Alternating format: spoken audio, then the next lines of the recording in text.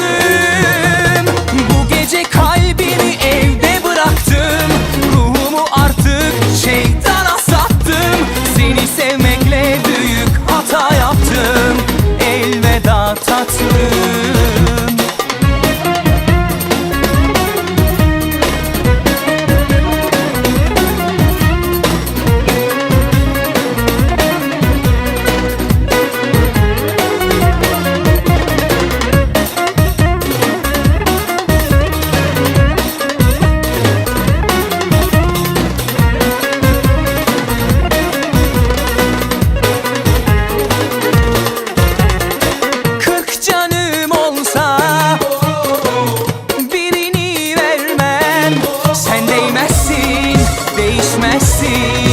Seni sahibin sevsin.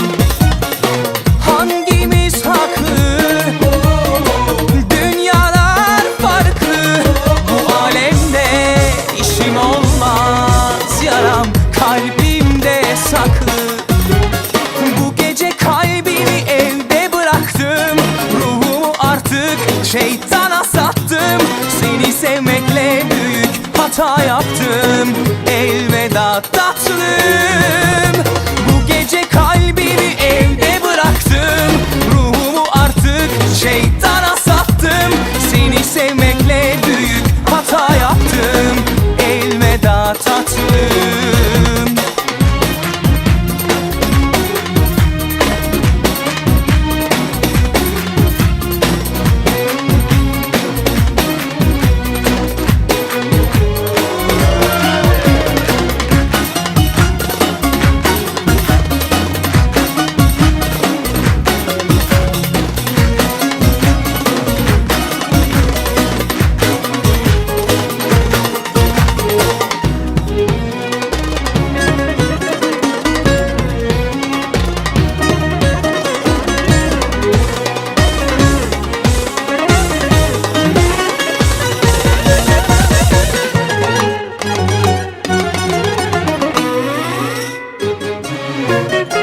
Evde bıraktım.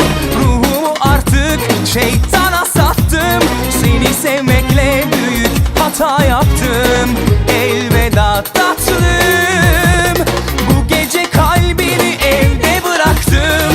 Ruhumu artık şeytana sattım. Seni sevmekle büyük hata yaptım.